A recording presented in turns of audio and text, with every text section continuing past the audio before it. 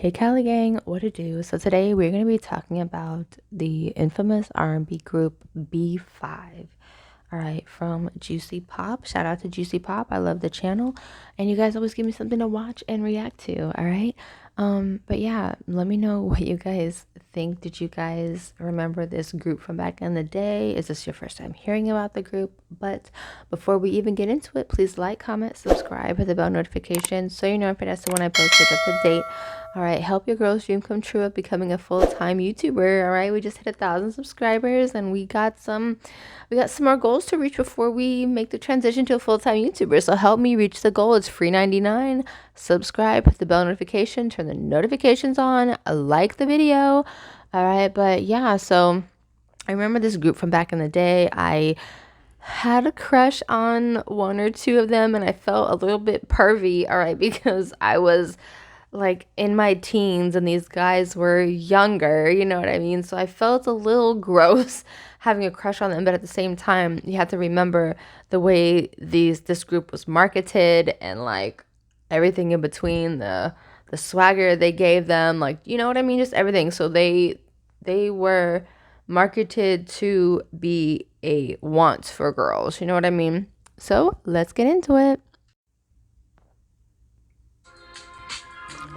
All right, let's go. Juicy Pop. What happened to the R&B group B5? Let's talk about it. These little youngins. In the 60s, the world was introduced to J5. And in the 2000s, B5 would follow in their footsteps. Yes, they did. These 5 young boys knew at a very early age that their look, sound, and talent would take them places. However, just as they were learning to navigate their growing popularity, they also began to learn about the trials and tribulations of the ruthless music industry. Facts. Let's find out whatever happened to American R&B boy band B5. B5, consisting of... It looks so adorable, you guys. Dustin, 17, Kelly, 16, Patrick, 14, and Brian, 10, originated from St. Petersburg, Florida, and later relocated to Atlanta, Georgia. Carnell, 13, is actually their cousin. However, he's very much considered a brother since he was raised with the others since he was very small after his biological mother became a fatal victim of domestic violence. Aww. They were encouraged by their mother to pursue music professionally, so they made the rounds in Florida showcasing their artistry and built a local following. Some of their musical influences growing up were Michael Jackson, New Edition, NSYNC, and Backstreet Boys. Enter Radio Disney. Radio Disney was an American radio that operated within the Disney General Entertainment. Radio Disney was a whole thing in itself when it first came out, okay? It was the station for kids, all right? And we loved it back then. It was amazing. The network broadcasted music programming oriented towards children, preteens, and teenagers. So it was right up B5's alley. Sorry, guys. Find affordable health insurance. Damn commercials. So sorry. Prices, easiest process. Get your free quote now.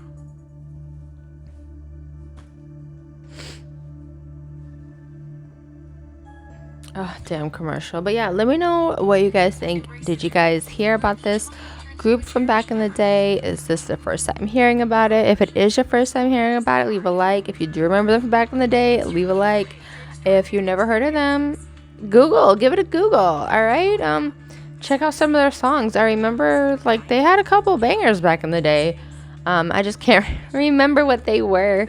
And I feel so gross thinking about like having a crush on these young kids from back in the day. I'm like, oh girl, you gross. You gross. That's nasty. You nasty. But it's not my fault. It's how they were marketed to everyone, okay? Go on to win every other event Radio Disney put on. Clearly impressed with their talent, The network eventually made them the official Radio Disney dancers. Oh, that's so cute. Rolling in 1998 when they began performing under the name TNT Boys as a 4-member group consisting of the oldest 4. Their manager then took them to Atlanta to audition for record labels. While there, they met the CEO of Worldwide Entertainment, Kevin Wales. He suggested that they add youngest brother Brian. At first, the rest of the boys didn't think it was such a good idea since he was so young. Exactly. They Like ultimately 10? decided to give it a try. A child? After Literally? the group, the name was changed to B5 to denote Breeding 5 in 2001. Kevin then introduced the boys to the man who would sign them to their first record deal and introduce them to the world. Bad Boy Records CEO Sean Diddy Combs. Oh, those poor boys did not have a chance. OMG. Their self-titled debut album was released in July 2005 and produced by Diddy, along with some other top people in the business, including Rodney Jerkins and Ryan Leslie. It entered the Billboard 200 at the number 19 position. The album produced 2 hit singles. Their debut, called All I Do, which is a cover of the Jackson 5 song, All I Do Is Think of You. Oh, this is the jam. Day and night. And the I follow-up can't called get You you. Got Me. Their popularity I don't was remember so You Got Me for some massive reason, that during because the I November think the first 2005 song was played to death. At Brookdale Center Mall in Minneapolis, Minnesota, for the Radio Disney Jingle Jam tour, a riot ensued, and many people were injured Aw. after fans rushed the stage. The group members were even stripped of their clothes and jewelry. Dang. 2 years later, Excuse their me. second album, titled Don't Talk, Just Listen, was released. The first single, called Hydraulics, featuring rapper Bow Wow, and its follow-up, In My Bedroom, didn't get the same attention as their debut. I don't remember the songs, guys. I feel so bad. It would be the last album they released on Bad Boy Records. It was at this time the group decided to experiment and try new things. Along that journey, they rebranded them. You know what's crazy? I will say this. Literally, one thing I'll never understand with almost every single artist, excuse me, their first album almost always charts, almost always does good. Do you know why? You want to know why? Because they put everything into the first album. They bring in the best producers, vocal coaches, dancers, like everything. They put their best foot forward with the first album. That's why the first album for so many groups back then and so many artists does so good. But then when it's talking about the second album and third album, that's when things start to fall apart. They're not going as hard as they used to. They're trying to just live off that one album or whatever, or that one hit record. Like, it is crazy. That's one thing I'll never understand. Why does the first record, album, whatever, always come out so good and everything is perfect and the bass is awesome and like everything sounds good, but then the second and third album, or like second and third singles or hits or whatever, it starts to snowball effect in the worst way downhill. I can't be the only one. Let me know what you guys think. Themselves and changed their name to Audio. For why, The name guys? change didn't help their career in any way. No, it didn't. Eventually, they opted to take a little bit of a break so they could grow as individuals and live life. Sorry, guys. Then, on April 26, 2013, the group would surprise fans by announcing the release date of their new single called Say Yes, which would drop the following week on their new label, Motown Records. Oh, They also Motown went back picked to them up. using the name B5. The song was well received by fans and critics. Was it? Because I don't remember it. The music I feel so video, bad, you guys. already uploaded to the group's Vivo, would have its first televised showing on the R&B hip hop music video show, BET's 106 & Park. The comeback, it seemed, was going very well.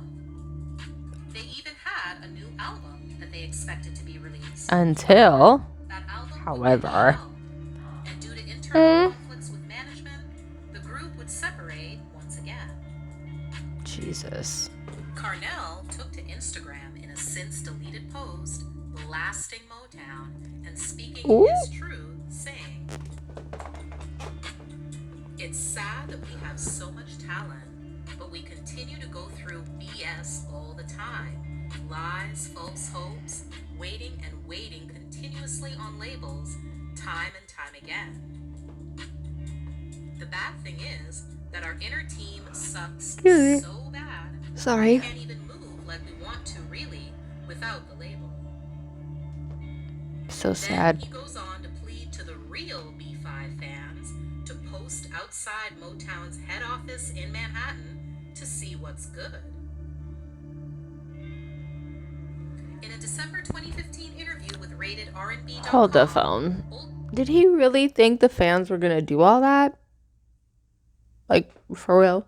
When most of your fans are teens that can't even drive themselves anywhere, that don't even have their license, that can't even buy a pack of cigarettes or alcohol.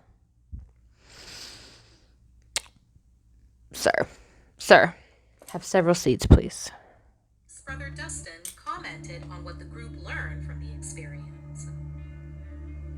Read the contract? Sorry. In your circle. Mm-hmm. Be willing to learn from other people. Keep good people around you and keep your circle small. Okay. Keep your contacts. I think artists should really take that role on more themselves versus putting all their trust into a manager.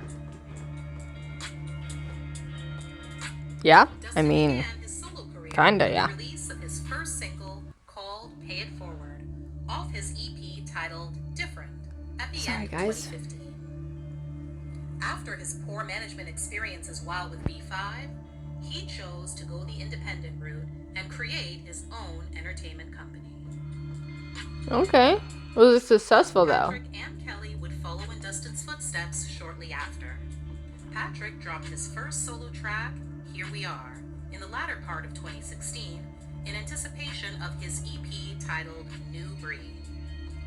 Nothing more was heard about it until 2 years later. Damn. He posted a snippet of another song called BFILG, or Before I Let Go, on his personal Instagram.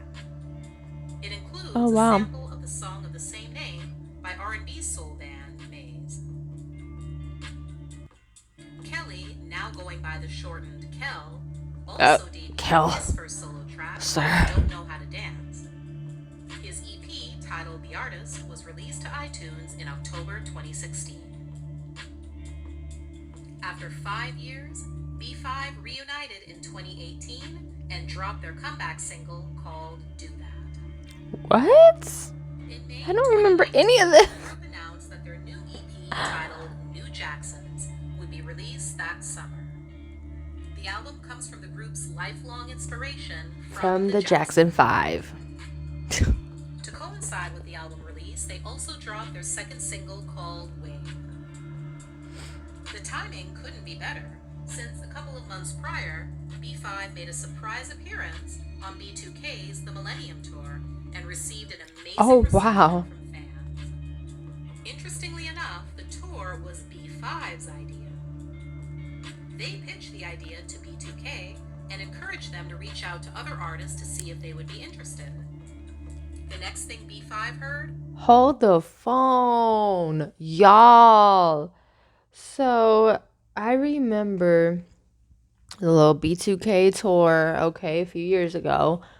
And it's so funny because Lil Fizzle Pop, Mr., he was making it seem like, we just gotta get the group together, the fans wanted this and that. No, B5 gave you that idea and y'all ran with it, giving them zero credit this man gave them.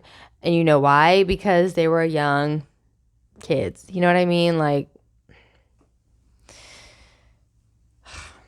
Mr. Fizzle Pop was the announcement of the tour and everyone involved. minus them. So messed up. So messed Another up. headliner, R&B hip-hop group Pretty Ricky, reached out to them as the tour prepared to hit Atlanta to see if they would be interested in joining in on that leg. B5 jumped at the opportunity to hit the stage. Of course they did. Oh, and ended up putting on a show to remember. that's so awesome. I'm so happy for them for that. Unfortunately, as the summer came and went, the group updated their fans, letting them know that due to a new distribution deal they were working on, the album would need to be pushed back. As of the making of this video, New Jackson's song has not been released. Oh, wow. Off the heels of the Do you guys think it will get released? in August 2019. Oh my god. I'm so sorry, guys. Oh my god. Hold on. Announced in August 2019 that B5 would be joining fellow R&B artists Ray J.Holiday, Day 26, and Immature on the new TV reunion tour. Only 7 shows were initially scheduled. We like that for them. That was still too large of a task to complete. What? Before things even kicked off, cracks started to show. Ray J, citing his need to be with his pregnant wife, dropped out of several shows. Wow. As time went on, several dates ended up being canceled entirely.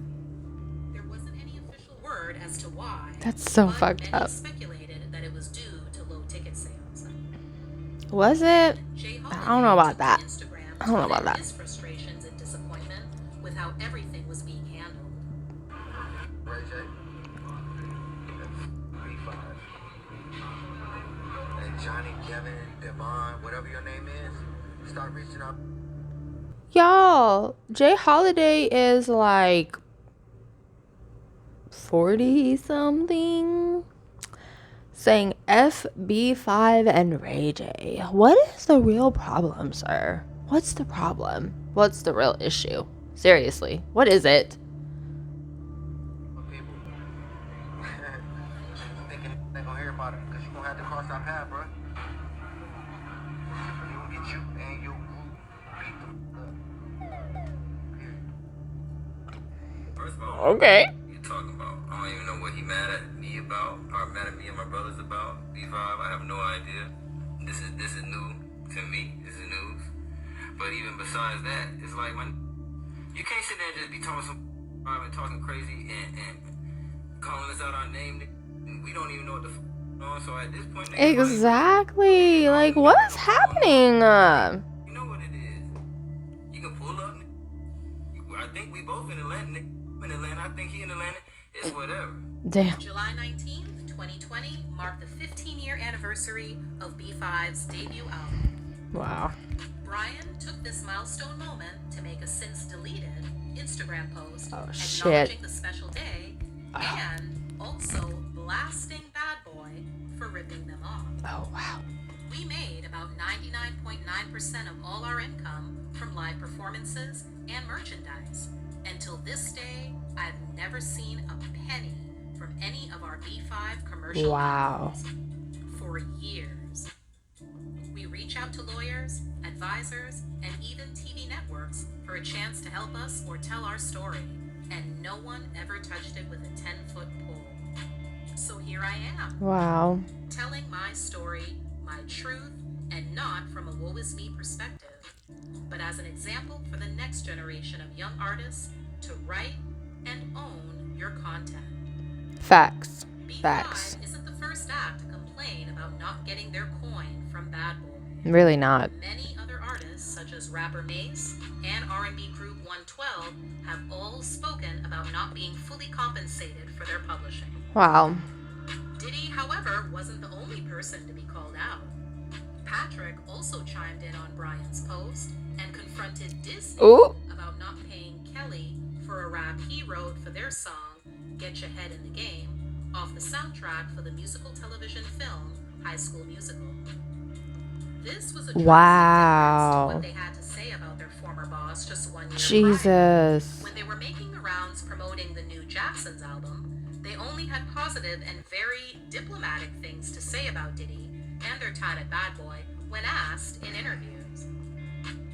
Dustin showed off his acting skills while appearing in producer Chris Stokes' musical drama series Howard High in May 2020. Later on in the Howard year, High? Cornell released his I've new never heard of that, you mixtape guys. titled Amethyst, including the single Water Gun. Today, Dustin, Carnell, and Brian are all fathers. Oh. Carnell and Brian also put a ring on it and are officially off the market. There's still no word on when their third album will be released. However, fans can follow B5 as a group or each member individually on Instagram, as well as the group's official Facebook, Twitter, and YouTube accounts for updates. Thanks for watching. Y'all, it is crazy and sad to think about. These companies get these young, hungry artists and promise them the world and work them to the point of like almost killing them, literally. Like they put these artists through the ringer, and you know, a lot of times the artist gets screwed over in the process. It sucks. And like we've seen it before happen, like they said with 112. Like it showed on, I'm so sorry, one of the movies that they did about the music industry, and it was like